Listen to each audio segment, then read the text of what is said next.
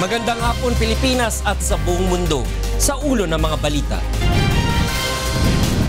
Naarestong suspected drug lord na si Kerwin Espinosa, posibleng mapabalik na sa bansa sa Huwebes mula sa Abu Dhabi. Seguridad ni Kerwin, muling tiniyak ni PNP Chief Police Director General Ronald Bato de la Rosa. Kongreso handang kontrahin ang planong suspension ng writ of habeas corpus privilege ni Pangulong Duterte kung ipatutupad ito ng hindi naaayon sa batas. Senator Jovel Villanueva umapila sa dismissal order ng Ombudsman. Pangulong Rodrigo Duterte biyabiyahe papuntang Peru para dumalo sa 2016 APEC Summit sa susunod na linggo.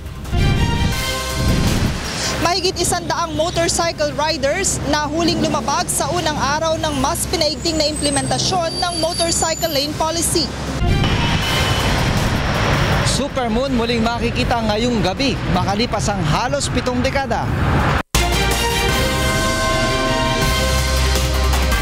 Una sa ating mga balita ngayong hapon, nirespondihan ng UNTV News and Rescue Team ang magkakahiwalay na aksidente sa Bulacan, Cabanatuan at Pangasinan. Ito ang balita ni Bernard Dadis. Nilapatan ng Pangunang Lunas ng UNTV News and Rescue Team ang isang motorcycle rider na bumangga sa isa pang motorsiklo sa barangay Alibambang, Posorubio, Pangasinan kaninang umaga. Binigyan ng first aid ang biktima si Ama Flor na idinadaing ang pananakit ng kanyang kanang talampakan at pagdurugo ng ilong. Ang Posorobio Police naman ang nagdala sa kanya sa ospital para sa karagdagang atensyong medikal.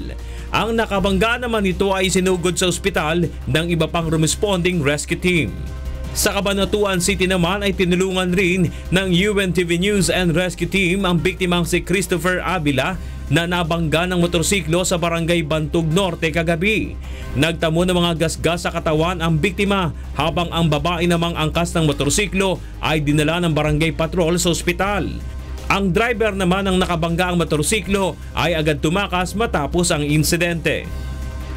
Samantala, banggaan rin ang 2 motorsiklong nirespondihan ng UNTV News and Rescue Team sa barangay Borol First, Balagtas, Bulacan kagabi. Nagtamo ng mga sugat ang 2 biktima na kinilalang sina Johnny Lacson at Rani Makasyev. Ayon kay Lacson, patawid na siya ng kalsada nang mabangga ng motorsiklong minamaneho ni Makasyev. Matapos bigyan ng first aid ay dinala na ang mga ito sa Bulacan Medical Center. Bernard Dadis, UNTV News and Rescue, Philippines. Ngayong linggo na inaasahang darating sa bansang suspected drug lord na si Kerwin Espinosa na naaresto sa Abu Dhabi kamakailan. Ito ang balita ni Lea Ilagan. Umalis na kanina madaling araw ang mga opisyal ng Anti-Illegal Drugs Group o AIDG na susundo kay Kerwin Espinosa sa Abu Dhabi. Ayon kay PNP Chief Police Director General Ronald Bato de la Rosa, pinangungunahan ni AIDG Director Police Senior Superintendent Albert Ferro ang grupo na siya makikipag-ugnayan kasama ng Philippine Embassy sa Al Watba Jail sa Abu Dhabi kung saan nakakulong si Kerwin. Ang sabi ni Colonel Ferro sa akin is baka more or less Thursday. Kung barring all hitches, baka by Thursday andito na sila. Gusto niyong sumalubong sa airport? Ha? Okay, punta ka doon sa airport para. Tiniyak rin ni General De La Rosa na hindi sasapitin ni Kerwin ang kinahinatnan ng kanyang ama na si Albuera Leyte Mayor Rolando Espinosa Sr. na napatay sa loob ng kanyang selda sa Baybay sa Provincial Jail. Guaranteed yan. Pag ako nagsasalita, paninindigan ko yung aking sinasabi. Walang mangyayari sa kanya. Safe siya dito. Pagdating ni Kerwin sa bansa, agad itong ididiretso upang ikulong sa custodial center ng PNP habang isosoli naman nila ang arrest warrant sa issuing court sa Leyte. Lea Ilagan, UNTV News and Rescue, Camp Crame. Tiniyak ng Kongreso na dadaan sa matinding pagbusisi ang panukala ni Pangulong Rodrigo Duterte na suspendihin ang pagpapatupad ng writ of habeas corpus privilege sa bansa. Ito ang balita ni Nel Maribuhok. Hindi naniniwala ang ilang kongresista na posibleng magbigay daan sa martial law ang plano ni Pangulong Rodrigo Duterte na suspension ng writ of habeas corpus kung magpapatuloy ang lawlessness sa Mindanao region. Ayon sa mga mambabatas, nasa kapangyarihan man ito ng Pangulo, kinakailangan pa rin itong mabusisi ng Kongreso. Ayon sa mga mambabatas, maaaring kontrahin ang pagpapatupad nito kung walang matibay na basihan. If the President exercises such powers, it is the job of the President to justify to Congress if it is really called for. And Congress, without any need, will come into session to discuss specifically such call as part of the checks and balances of our Constitution. Maliwanag po ang ating Constitution na hindi po pwede ito gamitin laban sa krimen, kundi ito lang ay dalawang instances lang, invasion or rebellion. Susulat po siya to give us the reasons or the basis for the suspension, and then we will have to convene so that we can go over the declaration of the president or the suspension of the president. We can agree, and we can agree or disagree, and when we agree, we can even extend. Sinabi naman ng Armed Forces of the Philippines at Department of Justice na walang dapat ikabahala ang publiko sa pahayag ng Pangulo kaugnay ng suspension ng writ of habeas corpus. Makakaasa po kayo na respetado po ng Armed Forces nyo ang kapakanan at kabutihan ng karamihan. Unless His Hands is forced to declare such suspension, hindi nyo gagawin yun. Kinakailangan in place muna. Hindi ko kasi napanood yung statement ni Pangulo. Pero kung ang dahilan invasion saka rebellion, pwede yun. Pero yung lawlessness yata saka illegal drugs, hindi siya among the grounds na binibigay ng ating konstitusyon. Ang writ of habeas corpus ang nagbibigay ng karapatan sa isang tao na kontestahin sa korte ang kanyang pagka-aresto o pagkadetine. Ito ay nagsisilbing instrumento upang maprotektahan ang kalayaan ng isang individual laban sa aksyon ng pamahalaan. Ayon sa konstitusyon, maaari itong suspendihin ng Pangulo ng bansa kung may mga kaso ng invasion o rebellion. Nel Maribuhok, UNTV News and Rescue, House of Representatives. Suportado naman ng pamunuan ng Philippine National Police o PNP ang panukala ni Pangulong Duterte na suspendihin ang pribilehiyo ng writ of habeas corpus. Ito ang balita ni Lea Ilagan. Mas mapapadali ang trabaho ng Philippine National Police kung matutuloy ang plano ni Pangulong Duterte na pagsuspinde sa writ of habeas corpus privilege dahil sa lumalalang problema sa iligal na droga sa bansa. Ayon kay PNP Chief Police Director General Ronald Bato de la Rosa, maliban sa mapapadali ang trabaho ng PNP sa pag-aresto sa mga lumalabag sa batas, magdadalawang isip na rin ang mga criminal o drug personalities na muling kumilos sa pangambang madali ang proseso sa pag-aresto sa kanila. Number one, it will make our job easier. Number two, it will provide enough deterrence to the drug violators. Tiniyak naman ni De La Rosa na hindi ito aabusuhin ng mga tauhan at opisyal ng pambansang pulisya dahil sa ilalim ng kanyang panunungkulan ay mananaig ang pagiging makatao at makadiyos ng mga pulis. We remain that we are here to serve and protect. Magsiservisyo po kami ng totoo at hindi po kami mag-aabuso. Yun po ang aming assurance to the public. Nagbabala rin ang general sa mga pulis na abusado, lalo na sa mga gumagamit ng kanilang kampanya laban sa iligal na droga upang makapang-abuso o makapangotong. I promise, pag mahuli ko kayo, babalian ko kayo ng liig. Kayo mga pulis na mga gago na gumagawa niyan. Babaliin ko yung liig ninyo. I am giving you this warning. So doon po sa mga nagiging biktima, kahit kayo i-drug lord, kahit kayo i-drug personality, kahit kayo i-drug pusher, pag kayo'y tinakot ng pulis na mayroong nandun ka sa listahan para magbigay kayo ng pera para matanggal yung pangalan nyo, i-report po ninyo sa akin yan. Lea Ilagan, UNTV News and Rescue, Camp Crame.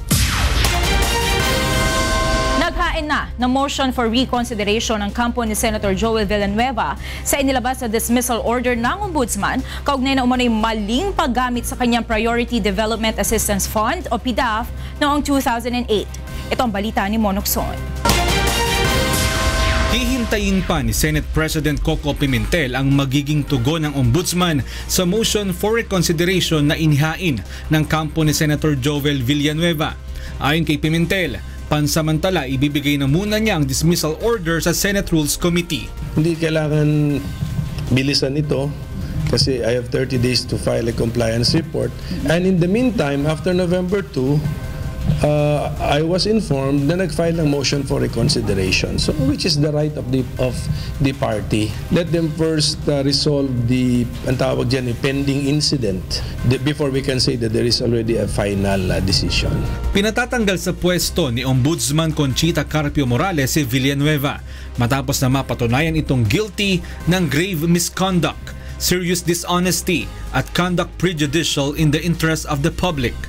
Naaprubahan ang dismissal order na makakita ng probable cause ang Ombudsman na may pananagutan si Villanueva at siyang pang-opisyal sa maling paggamit ng 10 milyong pisong Priority Development Assistance Fund o PDAF.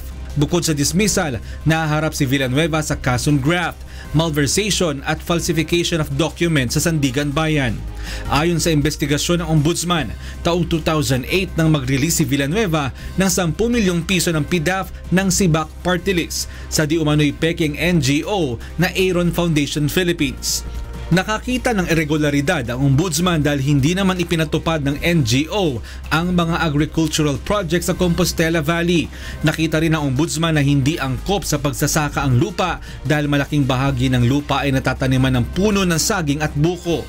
Hindi rin registered voters sa naturang probinsya ang mga beneficiary ng proyekto. Sumagot naman si Villanueva at sinabing pineke ang kanyang mga pirma upang maaprubahan ang pag-release sa pondo. Patuloy po natin nirerespeto ang proseso at naniniwala po tayo buong-buo ang loob natin na makakamit natin ang hustisya dahil alam natin na peke ang mga dokumento gaya ng pagbibigay na buhay party list representative ako. Hanggang ngayon po ay maintain, hindi po ako kailanman naging representative ng buhay party list.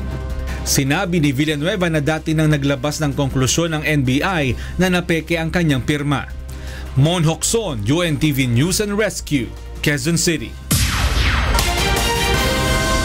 Susunod sa ito ang balita.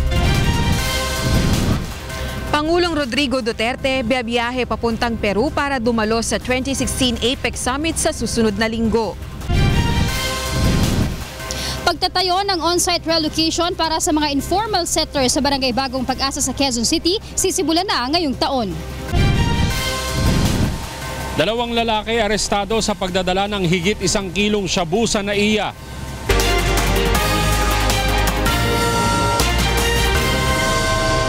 Sinisimulan ng pag-isahin ng binuong panel ng Department of Justice o DOJ ang 4 na reklamong inihain laban kay Senador Leila de Lima at iba pa kaugnay ng umano'y naging partisipasyon nito sa paglaganap ng iligal na droga sa loob ng New Bilibid Prisons o NBP. Samantala, ngayong linggo naman, posibleng ilabas ng panel ang sabina sa senadora.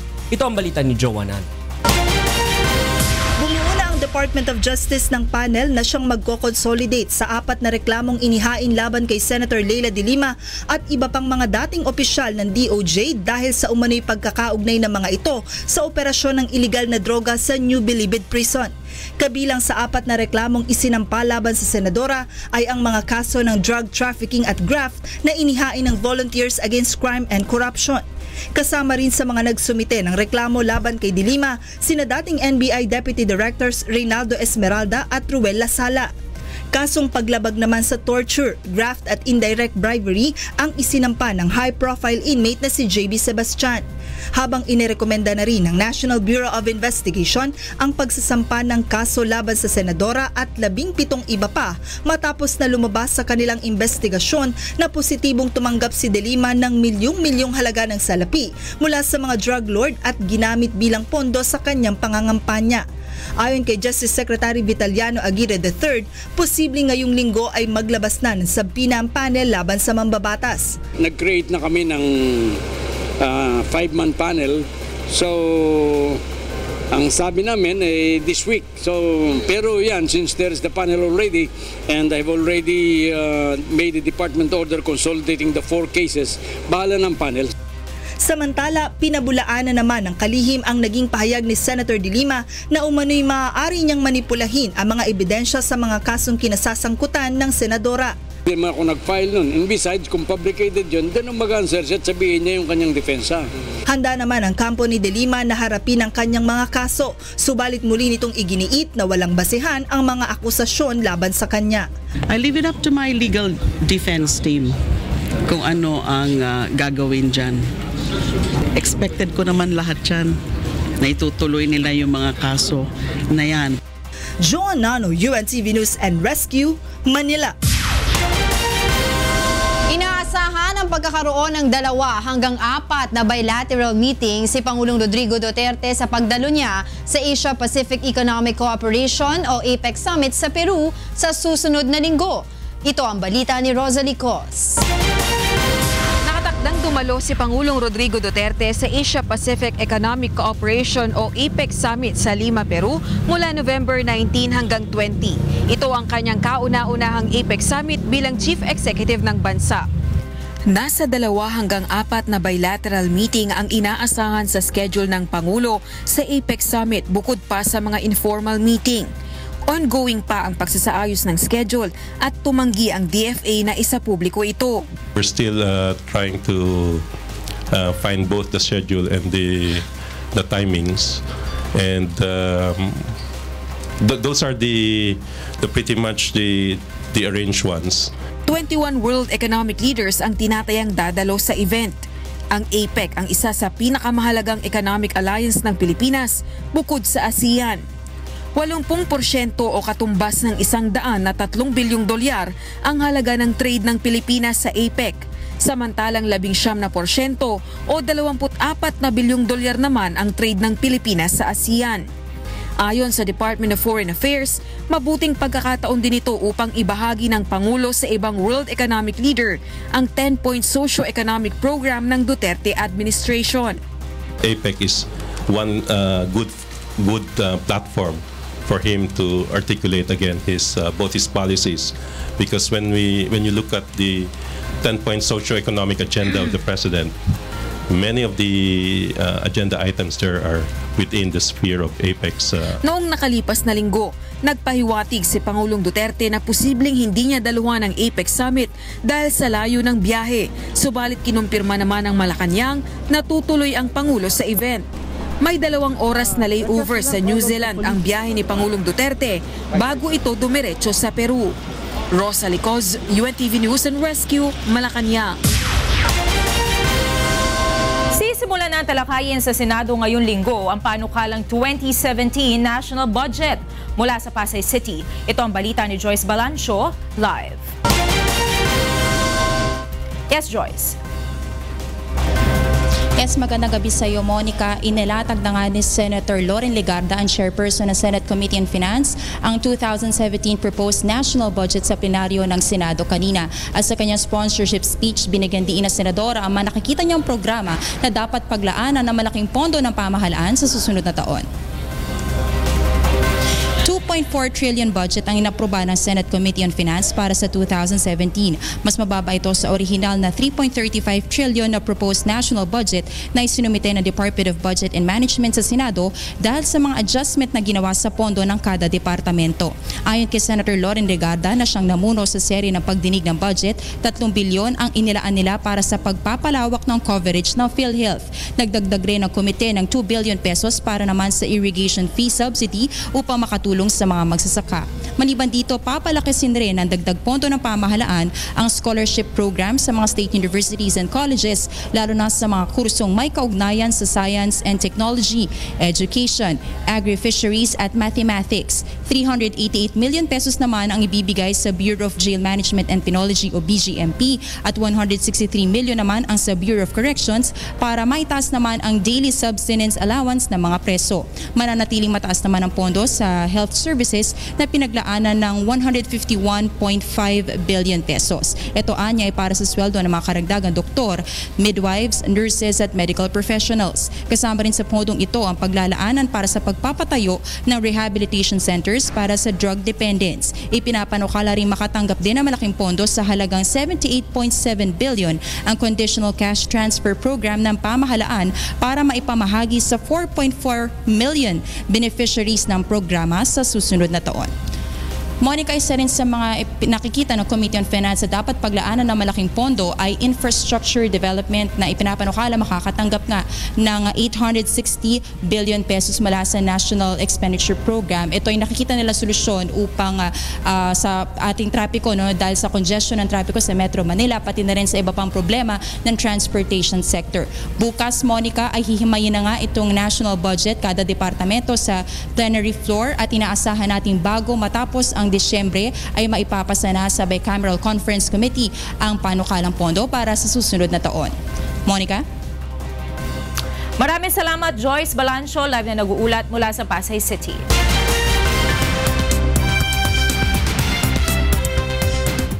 And for the news abroad, President-elect Donald Trump chose Republican National Committee Chairman Reince Priebus, a low-key Washington insider, to serve as the White House Chief of Staff. Calvin Manaig reports. President-elect Donald Trump on Sunday chose Republican National Committee Chairman Reince Priebus to serve in the influential position of White House Chief of Staff.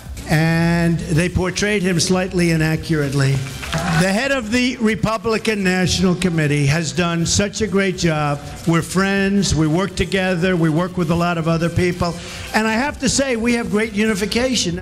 The choice of Priebus, a loyal campaign ally to Trump, who has close ties with House of Representatives Speaker Paul Ryan, signaled a willingness to work with Ryan and the Republican-led Congress to get his agenda passed. The other front-runner for the job had been Stephen Bannon, Trump's campaign chairman and former head of the conservative Breitbart News. Trump named Bannon as his chief strategist and senior counselor. Trump, who will take office on January 20, 2017, and will succeed Democratic President Barack Obama, has been working on his transition to the White House since Tuesday's election win over Democratic Hillary Clinton, and contemplating the candidates for top jobs in his administration. The Chief of Staff position, which serves a gatekeeper and agenda setter for the president, is typically one of the most important early choices for an incoming president. The choice of Priebus as Chief of Staff could anger some Trump supporters counting on him, as he said during the campaign, to drain the swamp of business-as-usual Washington insiders. Trump and his advisors already have signaled he may hedge on some of his major campaign promises, including on immigration, healthcare, and appointing a special prosecutor to investigate Clinton. Calvin Manaig, UNTV News and Rescue, Los Angeles, USA. Paris mourned on Sunday during the first anniversary of the terror attacks that killed 130 people in November 2015. Memorial services were held across the city to remember those massacred by Islamic State gunmen in a series of coordinated attacks on the night of the 13th of November last year. Outside the Bataclan Concert Hall, which witnessed the most fatalities, mourners lit candles and placed flowers next to a memorial plaque as the names of more than 80 people who perished there were read aloud in a solemn ceremony. A powerful earthquake and series of aftershocks shook New Zealand early on Monday, killing at least 2 people and prompting a tsunami warning that sent thousands fleeing to higher ground. Emergency response teams were dispatched to the region at the epicenter of the magnitude 7.8 quake, 91 kilometers northeast of Christchurch in the South Island, amid reports of injuries and collapsed buildings. Power was out and phone lines were down in many areas of the country, while roads were blocked by landslips. In terms of getting a better assessment of what happens next, we have military helicopters that are available to us. And NH90 is going to be going down to Kaikoura very rapidly. The area is cut off from a road perspective, so there's somewhat a limit of what we can do in the first instance, but we obviously want to put one of those helicopters down there. New Zealand lies in the seismically active Ring of Fire, and around 90% of the world's earthquakes occur within this region. And those are the stories making headlines from around the world. I'm Darlene Basingan. Good evening.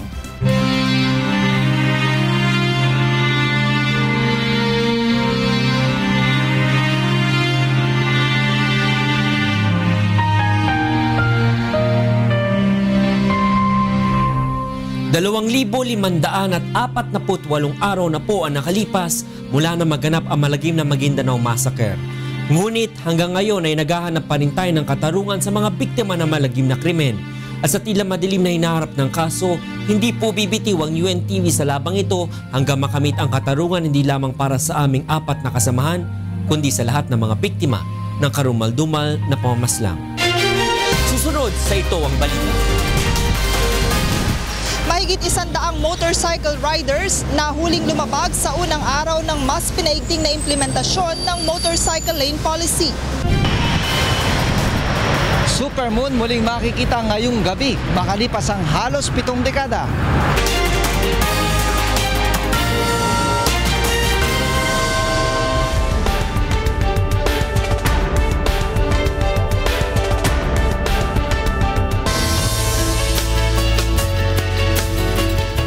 Mga kasambahay, ngayong gabi na makikita ang supermoon na halos kasing laki ng nakita makalipas ang halos 70 taon. Mula sa Pag-asa Astronomical Observatory sa Quezon City, ito ang balita ni Ray Pelayo live. Ray, go ahead. Magandang gabi, Atty. Reggie, at sa ating mga kasangbahay. Nakamonitor na ngayon ang Pag-asa, maging yung mga astronomical enthusiasts ay dumarating na dito sa may Pag-asa Astronomical Observation Area dito sa may UP Diliman. At ito'y para saksihan itong halos once in a lifetime na perigee moon o yung tinatawag natin, mas kilala ito sa supermoon. Ang perigee moon ay isang astronomical event kung saan ang buwan ay nasa pinakamalapit na distansya sa mundo kasabay ito ng full moon. Ngayong gabi ay 14% na mas malaki na makikita ang buwan at 30% naman na mas maliwanag ito kumpara sa karaniwang full moon. Ang distansya nito ngayon, Atty. Reggie, ay mahigit sa 356,000 kilometers sa mundo. Huling nangyari ang kaparehong perigee moon noong January 26, 1948 at mauulit na lamang ito sa November 26, 2034. Mamayang alas 7:21 ng gabi mag-uumpisa yung pinaka-full moon, start ng full moon, at 9:52 p.m. yung pinaka-peak o yung pinakamalaki na makikita. Samantala, ayon sa Pag-asa, wala namang pang isinasagawang pag-aaral kung may koneksyon ng perigee moon o yung supermoon sa mga nangyayaring lindol gaya ng nangyari kagabi sa New Zealand. Subalit ang nagkakaroon naman ng pagtaas ng tubig sa karagatan o tinatawag natin na high tide na mangyayari naman mamayang alas 9:37 ng gabi. Samantala, Atty. Reggie, ang lagay naman ng ating panahon sa ngayon, generally fair ang ating weather sa malaking bahagi ng ating bansa. May epekto lamang itong easterlies o yung hangin na nanggagaling sa may silangan, maaaring makulimlim doon sa eastern section ng Pilipinas, magmumula sa Cagayan, yung area na yan ng Bicol at ng Samar at Leyte, maging yung Caraga region. Pero mas malaking bahagi ng ating bansa may enjoy ngayon ang panunood nitong perigee moon at yung mga gusto pa pong humabol at gustong masilayan ng mas malapit gamit ang teleskopyo ng Pag-asa, punta lamang po kayo dito sa may UP Diliman, sa may Pag-asa Observatory area at inyo pong masasaksihan yan, Atty. Edge. Maraming salamat, Ray Pelayo, nagulat ng live mula sa Pag-asa Astronomical Observatory sa Quezon City.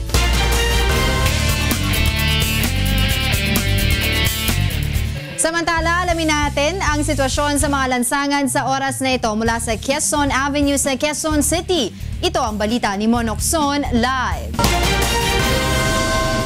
Yes, Mon, magandang gabi sa'yo. Magandang gabi, Angela. Medyo matraffic na yung mga uuwi po ng QC na manggagaling po ng Maynila. Dahil dito pa lamang sa may area ng Scout Borromeo ay moderate to heavy traffic na po tayo papuntang Elliptical Road. Narito po ang sitwasyon ng traffic. Yung mga pauwi ng QC na manggagaling po dyan sa Manila area, lalo na yung dadaan po ng Welcome Rotonda papunta po rito sa may Quezon Avenue. Moderate to heavy traffic na po tayo starting pa lamang sa may kanto po ng Timog area o dyan sa may Tomas Morato. Pagdating naman po dito sa may area ng Scout Borromeo, dahil hindi pa rin naman tapos ang ginagawang project ng DPWH, kung kaya't napakabagal po ng daloy ng mga sakyan. Subalit yung mga papunta naman po ng Maynila, walang magiging problema, maluwag po mula po dyan sa may pagtawid nyo ng EDSA hanggang makarating po kayo sa may kanto ng West Avenue at hanggang sa may Roosevelt area. Silipin po natin ang ilang mga live points natin sa Metro Manila. Unahin po natin ang area ng Blumentritt. Diyan po sa may area ng Espanya, yung mga pupunta po ng Espanya, Blumentritt at papunta dyan sa may UST area, moderate traffic po. Magmula po dyan sa may Welcome Rotunda hanggang makarating kayo dyan sa may area ng UST. Yung mga pabalik naman po ng QC, Espanya, Blumentritt to Welcome Rotunda, moderate traffic na rin po sa may lugar na yan ng Blumentritt sa may Espanya. Angela, umabot na sa halos 200 itong mga nahuli ng MMDA dyan sa mga area na kung saan meron tayong motorcycle lanes. Para sa pinakahuling update ng MMDA, dito pa lamang sa EDSA ay umabot na sa 129 na mga nahuli, sa C5 2, Commonwealth 24, sa Makapagal 7. At ang total niyan ay nasa 162. So tuloy-tuloy pa rin ang gagawin na yan ng MMDA sa lahat po ng mga lalabag dito sa pinapatupad ng motorcycle lane. Yan po ang ating traffic update. Balik sa Angela. Maraming salamat sa iyo, Monokson. Live na nagulat mula sa Quezon Avenue sa Quezon City. Umabot na sa mahigit 100 motorcycle riders ang nahuli ng Interagency Council for Traffic sa unang araw ng mas mahigpit na implementasyon ng motorcycle lane policy sa Metro Manila. Ito ang balita ni Joan Nano. Maagang pumwesto kanina sa kahabaan ng EDSA, C5 Road, Commonwealth Avenue at Makapagal Boulevard ang mga tauhan ng Metropolitan Manila Development Authority upang hulihin ang mga nakamotor na hindi dumaraan sa blue lane o ang designated motorcycle lane. Pinakamarami sa mga nahuli ay mula sa EDSA na umabot sa 113, 23 sa Commonwealth Avenue, 7 sa Makapagal Boulevard, 2 sa C5 Road habang 3 naman sa Northern Traffic Enforcement District. Hinuli rin ng mga traffic enforcer ang mga motorcycle riders na hindi nakasuot ng proper safety gear, gayon din ang mga nakapatayang ilaw. Bukod sa pagpapaluwag ng trapiko, layon rin ang pinaigting na polisiya na mabawasan ang bilang ng mga motorcycle accident sa mga kalsada. Kapag driver ka, katulad ko, nagmamaneho ako. Kapag ang motorsiklo ay nasa kanan, nasa kaliwa mo, ang hirap magmaneho kasi naninimbang ka, baka sabitan mo. Kung timpitik mo lang yan, may injury ka agad. So, kung isang lane lang at sama-sama sila, alam ng mga driver ng kotse na eto lang yung lane na dinadaanan ng motorsiklo, mas madaling magmaneho and makakaiwas tayo sa aksidente. Ang lahat ng nahuling lumabag ay pinagmulta ng halagang hindi bababa sa 500 pesos alinsunod sa kautusan ng Metro Manila Council. Suportado naman ng Motorcycle Philippine Federation ang striktong implementasyon ng motorcycle lane policy. Ayon sa grupo, malaking tulong ang mahigpit na implementasyon ng naturang regulasyon upang madisiplina ang mga motorcycle rider at mailayo sa anumang aksidente. Subalit may apela ang mga ito sa iba pang mga sasakyan na dumaraan sa designated motorcycle lane. Respetuhan tayo. Pag nandun kayo sa mga four wheels, pag nasa motorcycle lane, be aware na puro motor ang nandun. Huwag kayo, hindi sa inyo yung kalye na yan. Sa ating lahat yan.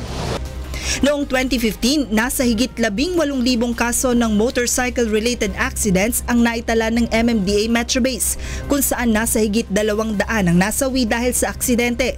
Kaya naman umaasa ang grupo na sa pamamagitan ng mahigpit na implementasyon ng naturang traffic scheme, malaki ang mababawas sa mga aksidente na kinasasangkutan ng mga gumagamit ng motor sa Metro Manila.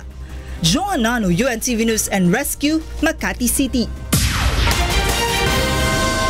Inutusan ni Pangulong Rodrigo Duterte ang Anti-Money Laundering Council at Bangko Sentral ng Pilipinas na makipag-ugnayan sa Department of Justice kaugnay ng anti-drug war ng bansa. Samantala muli nanindigan ng Pangulo na ipagtatanggol ang mga law enforcer na gumaganap ng tungkulin. Ito ang balita ni Rosalie Cos. Hinamon ni Pangulong Rodrigo Duterte ang Anti-Money Laundering Council at ang Bangko Sentral ng Pilipinas na makipag-ugnayan sa Department of Justice. Hinggil pa rin ito sa mahigpit na anti-drug war ng Duterte administration. And the Secretary of Justice now says that you are hard to deal with. You better go to the Secretary of Justice or I will go to you. I will call for you and you have to answer so many questions to me. You choose. Either we cooperate in this government as a republic to protect and preserve our people, or do not make it hard for us, otherwise I will make it hard for you. Inuutusan niya ang mga itong makipagtulungan sa Department of Justice, bagaman hindi naman nagbigay ng detalyadong impormasyon ng Pangulo.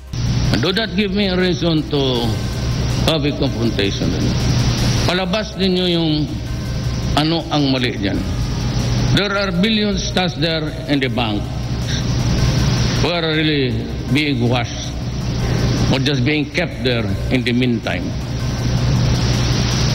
Go to the Secretary of Justice, the AMLA guys, explain to us in public or I will do the explaining for you. Choose. Iniuugnay niya rin ito sa naging akusasyon sa kanya ni Senador Antonio Trillanes noong eleksyon na may mahigit sa 200 milyong piso umano siyang deposit sa kanyang bank account, subalit hindi naman siya inimbestigahan. You failed miserably. Sinabi na nga may 200 million. Bakit hindi niyo ako inimbestigar? So that the people would have known. You're also a part of the garbage which I resent to this day. Samantala, sa pagdiriwang ng anibersaryo ng National Bureau of Investigation, muling nangako si Pangulong Duterte sa mga law enforcer. Ayon sa Pangulo, tiyakin lang ng mga ito na ginaganap nila ang kanilang tungkulin at siya ang bahalang managot para sa kanila.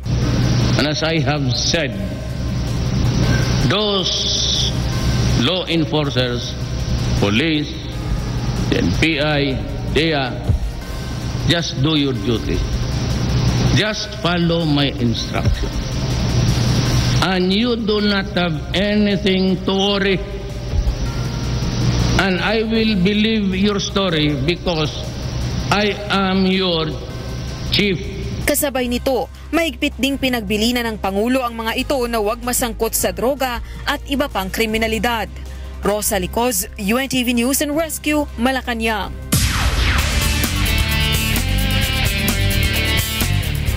Nasabat ng Bureau of Customs o BOC sa Ninoy Aquino International Airport o NAIA ang mahigit sa 1 kilong shabu na tinatayang nagkakahalaga ng 8 milyong piso sa 2 drug courier na hinihinalang miyembro ng sindikato.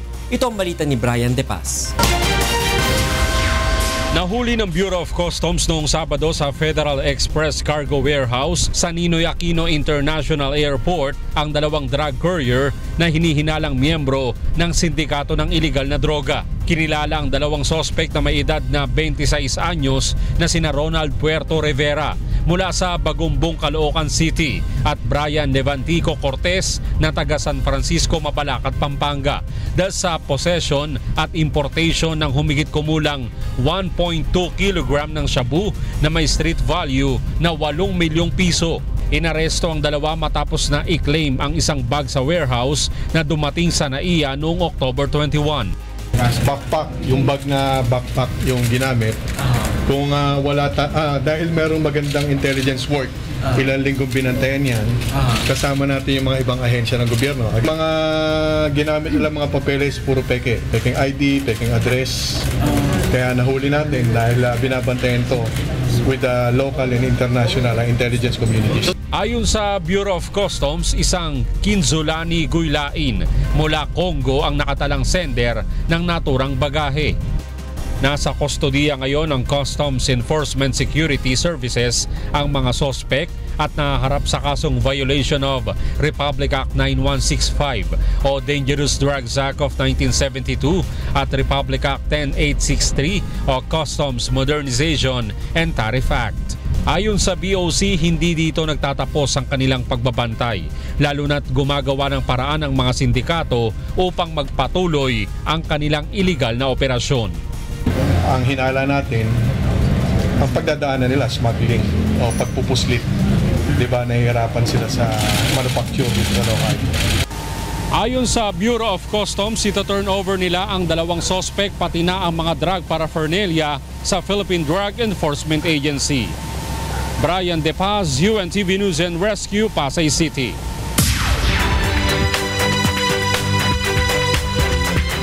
At karing kay katamong balitang promdi.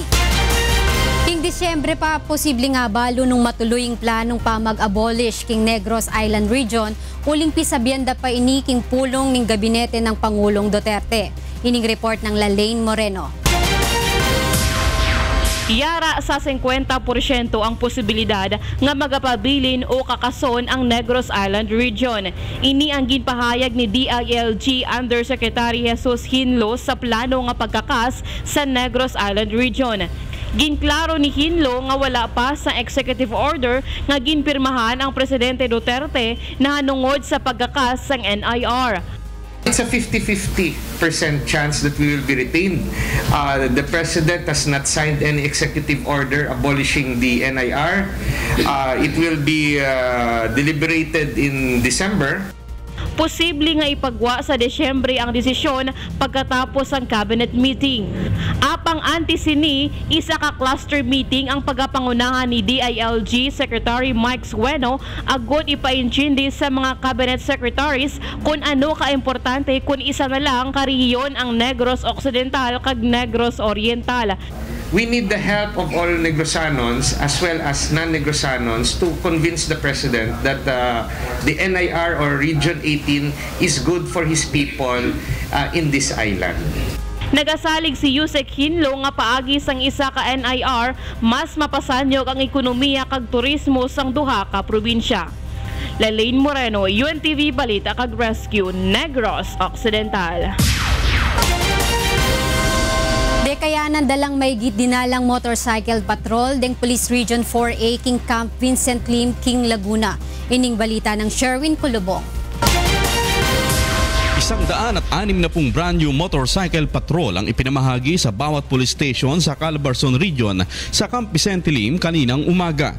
43 motorsiklo ang napunta sa Quezon, 35 sa Batangas, 32 sa Laguna, 25 sa Cavite, 16 sa Rizal at 9 na motorsiklo naman ang napunta sa regional headquarters.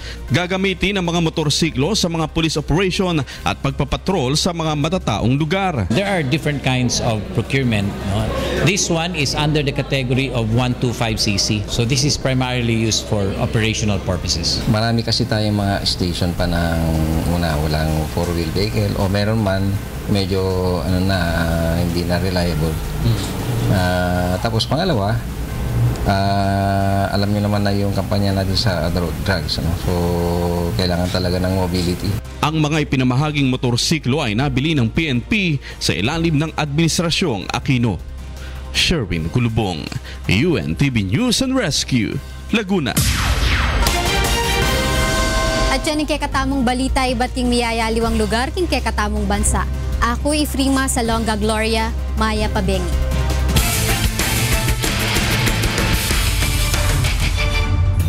Pinadapa ng Ombudsman Graft Busters ang BFP Firefighters nitong linggo sa UNTV Cup Season 5 para sa ikalawang panalo nito mula nang lumuhok sa liga ng nakaraang season.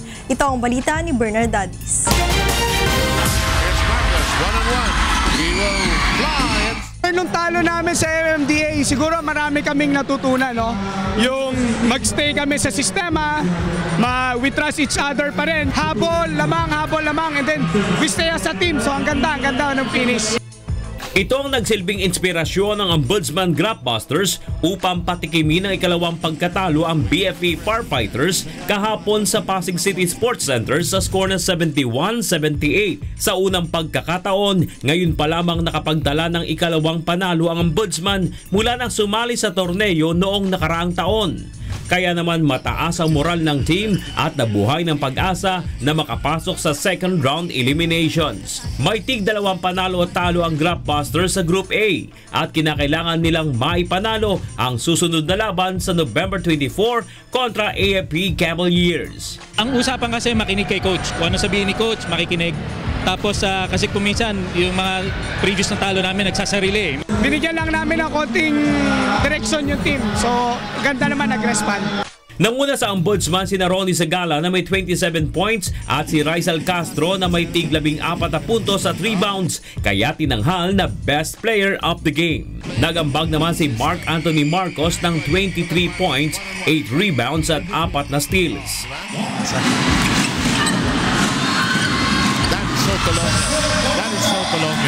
Umangat naman sa ikalawang pwesto sa Group B ang two-time champion Judiciary Magis matapos magwagi kontra GSIS Spirits sa score ng 90-77. Kaagapay na ang Magis ng PNP Responders na may 3-1 win-loss record, habang nabao naman sa isang panalo at 4 na talo ang GSIS. Matagal kaming nabakante, so maganda kami during the break.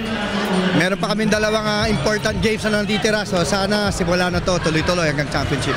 Tinanghal na best player of the game si Don Camaso na may 25 points, 11 rebounds at 4 na steals. Kasama si Chester Tolomia na may 26 markers, 7 boards at tig 3 assists at steals at 2 blocks. Nauna rito ay nagwagi naman ang NHA Builders kontra DOJ Justice Boosters sa score na 83-77. Dahil dito umangat sa ikatlong pwesto sa Group B ang NHA, isang panalo pa ang kailangan ng NHA upang masiguro ang ticket sa susunod na round. Bernard Daddies para sa UNTV Cup Season 5. At yan ang ating balita sa sports ngayong gabi. Ako po si Talia Javier. Balik sa inyo, Attorney Reg, Angela, and Monica.